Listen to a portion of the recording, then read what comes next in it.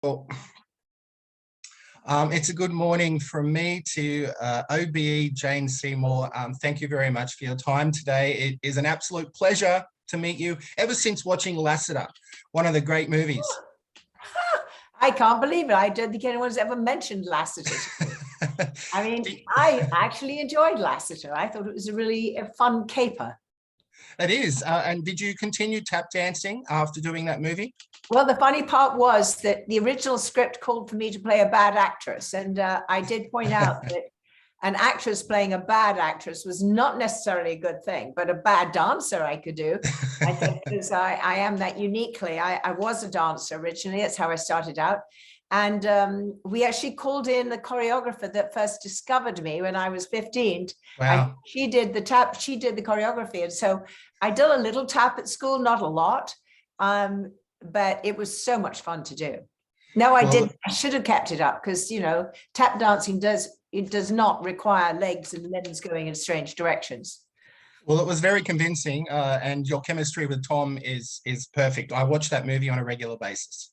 Wow. Well, maybe I should watch it again. What did it take to get you down under to do the movie Ruby's Choice? Did you get asked? Did you have to audition? No. They offered it to me. So Owen Glenn wanted to make this movie for various reasons, and he wanted to, and he had this amazing script. Yeah. And I read the script. I thought the script was fantastic. I realized it was a little tiny movie, you know, not a huge budget. I didn't really know what to make of it, but I did know the subject matter intimately, and I really felt it was very important. And I thought it was not self-serving. I thought it had humor. I thought it had pathos. I thought it was as much as anything about family as well, about 3 generations and people who have issues and problems and things that we all identify with in life. And it was, you know, set with a very normal family from a humble, normal part of Australia. And so I felt it was very relatable to, not just on the, what do you do when someone has dementia, but, you know, the marriage between Jacqueline McKenzie and Stephen Hunter. That was just, you know, magic to watch. You know, she's trying really hard to fix things. He's losing his job. You know, he's got a problem hoarding, and she's got a problem that she doesn't even know she has, you know, where she came from. And then this wonderful Coca Jack, who was fantastic, who's, you know, this lovely, you just see her life at school, her life with a cousin, her life with her grandmother, with her mother.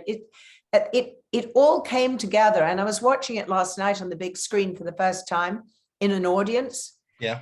It's a whole different deal from when you watch it on your, you know, on your screen. Oh my God, everybody was laughing out loud and crying at the same time. Oh, so good. I think, you know, the beauty of the piece is a lot of people go, oh, you know, I've just been dealing with dementia and I don't need this. It's already too painful. Sure. They came out of there saying, no, this is mandatory viewing for anyone who's been there, because it was so real. It was, yes, that's what happened to me. Yes, that's what my mom was like. So that I was very happy about that. Yeah, people relating to it for sure. I can see that. Ruby's such a charming, beautiful character. Was it emotionally hard for you to play though? It looked like you were drawing from something within you. Yes, I mean, I really totally felt like I had dementia, like I was Ruby. I mean, those people felt like my family. I felt very comfortable in the role. And then when I couldn't remember whether I'd taken my meds in the morning, I went, uh-oh, let's not get too method here. You know, let's make sure we don't have dementia here.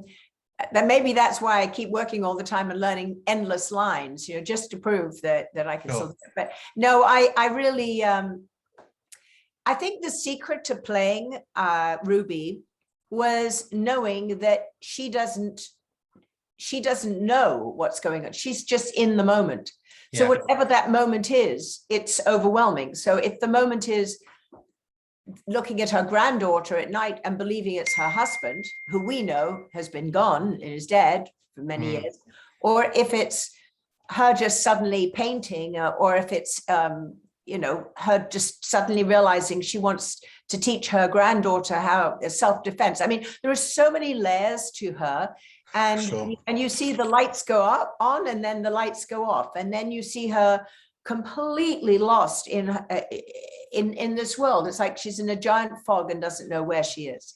So, you know, people who've watched have said that I you know, really was very realistic. So hopefully that's my job. Well, I concur. What was it like working with one of our national treasures, Jacqueline McKenzie? She's a beautiful person, and you were great together on screen.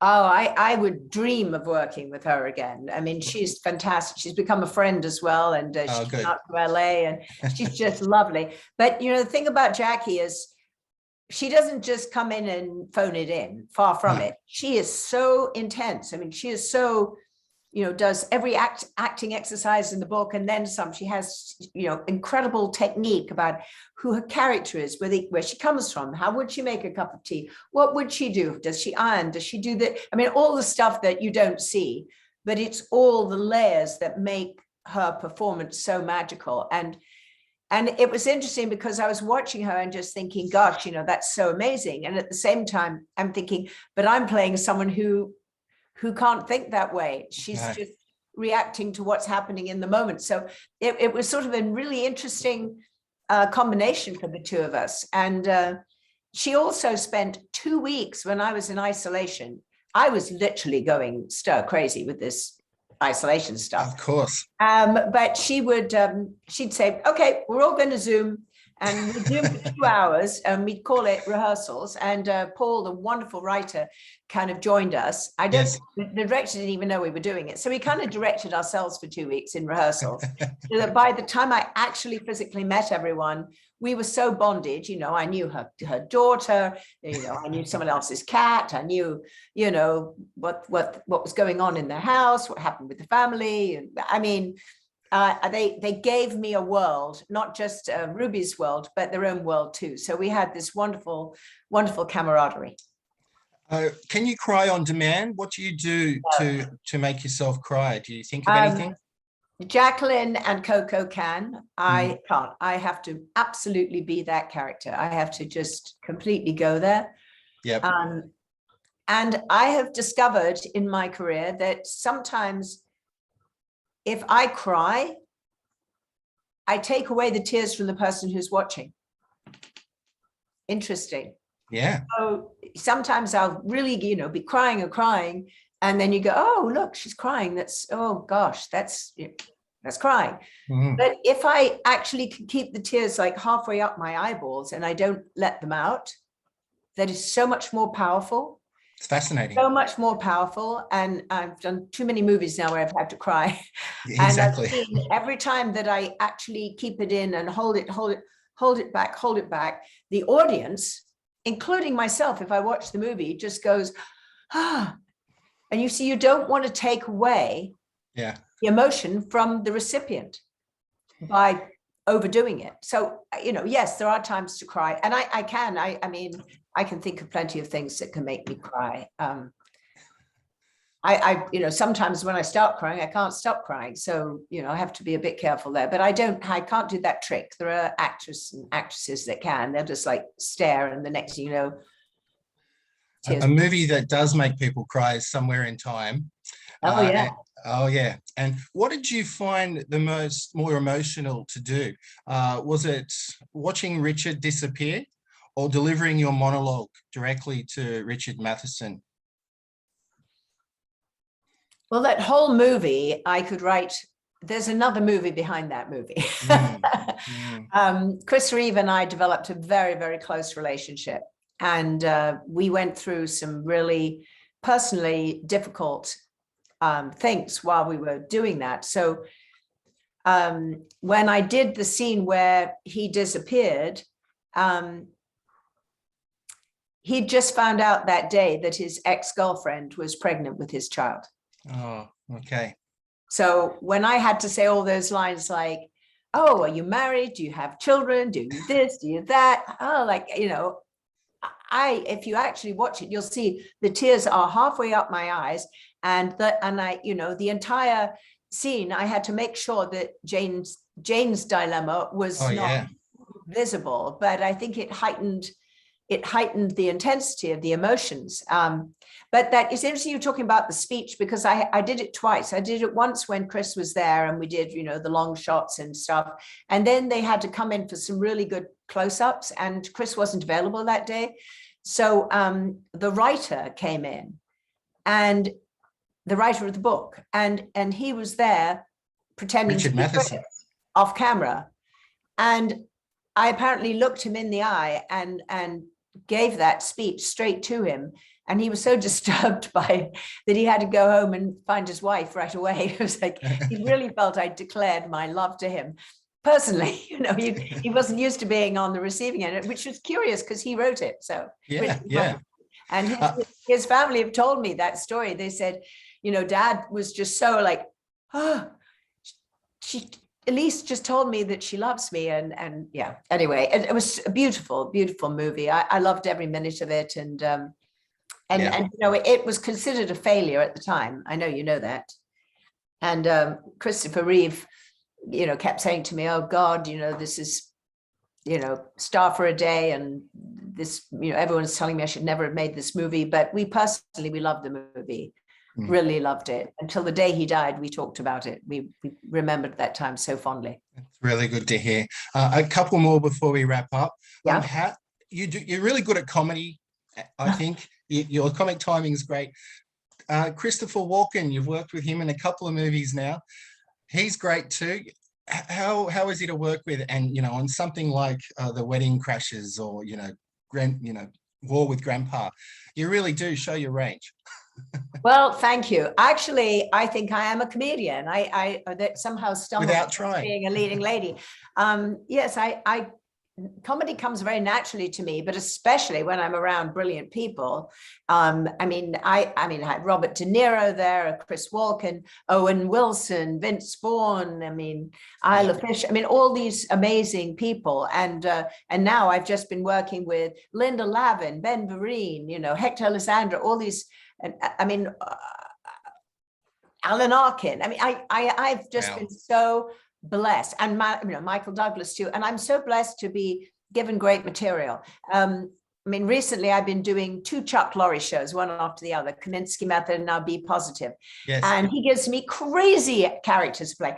Something so far away from who I am. And it's like manna from heaven. I love every minute of it. And he never tells you what the story is going to be or who the character really is. He kind of plays with it, pushes and pulls, and he said to me he likes working with me because it's like he has an orchestra full of leading violinists and whatever performers, and he just he's conducting us all. And it's been a lot of fun. I also did a series that's coming out in April called Harry Wild. And that's probably the biggest thing I've got right now. And I'm going to start doing publicity on it. So if you hear about it, I'm playing an English professor from Dublin University, from Trinity, who quits after many years. Okay. And she's a very independent, kind of feisty kind of woman. And she suddenly finds herself inadvertently solving crimes with her knowledge of English literature. So it's comedic and action and soft crime, and it's like my own series. Who gets your own series when you're 70, 71? Hang on, didn't you have your own series once before? Wasn't it called Dr. something? Dr. whatever her name was. Whatever. Yeah. I know, the sell-by date for actresses is supposed to be 40. That was when I really took off, I think. Yeah, exactly. I with Dr. Quinn, and then I got to do lots of wonderful, wonderful roles, and then Wedding Crashers, So there's always something different, something, now everyone's discovered me in gray wigs and platinum hair and playing old ladies. So, and the good news is I never changed my face. So, you've seen me on Ruby. I'm definitely out there, older. Yeah, well, there's no limit to Jane Seymour. 50 Shades of Black proves that. Oh, no, that movie. I'm sorry. I have to apologize for that one. That's all right. I thought you might. Most embarrassing white person, I think. That would be Marlon Wayans kept saying, say this. I'm going, no, I can't. Yes, you have to. All right. Well, good luck with Ruby's Choice. Some movies can fall through the cracks. Cinemas are closing, more people are streaming. What do you hope that people get out of Ruby's Choice when they choose to watch it? My prayer is that everybody that has ever been touched by dementia and everybody that ever has to deal with family issues, especially in a multi-generational way, which we all do. We'll all have a grandmother, a mother and a grandchild, right? And we all have to go through things like losing your job and, you know, having to not be able to go to school. And I mean, there's just every element there. But especially, I hope that anyone that's ever been touched by dementia sees this film, because I think it'll show them really what they can and can't do. And it's not a Debbie Downer. It's not like, oh gosh, it's the end of the world, this is terrible. No, you see where you can find the humor, you see how you can actually make a difference, you see how you can live with it, and you can see how you can give whoever your Ruby is their choice. So I'm really hoping that general public sees it because they'll love it. But I also really hope that all the nursing homes and all the organizations that are supportive of people dealing with, you know, the aging population get to see it. Did you drive that yellow car around behind the scenes? It was cool. It was pretty cool. I know the good thing is that first car I ever had was a Ford Popular 1947 stick shift. Wow. That you had to double declutch every time you, you know, went down a gear. And I actually passed my driver's license in England, which is very hard to do. Certainly a car that the examiner couldn't drive himself. In fact, he was very happy to pass me and get me home as soon as possible. I think he was terrified. But yeah, so I'm very good at driving vintage cars. I also drive carriages, horses, carriages. I have a couple of skill sets that have come over the years through acting, and yeah, driving is one of them. Well, thank you. I mean, you are one of the many Bond girls that I've spoken to. So, I mean, I could talk longer on that. I loved you as Serena in Battlestar Galactica as well. That, you know, you're quite impressive, Jane. And you are, like you said, you just started at 40 and look at you now. You keep on going. And movies like Ruby's Choice are great for your, you know, career, I think. I think so too, and I think, you know, watch out. I personally feel like I'm a much better actress now than I ever was. So I think my career starts now at 71. Well, being a Bond girl, did you like the Daniel Craig movies? Did you get a chance to? Yes.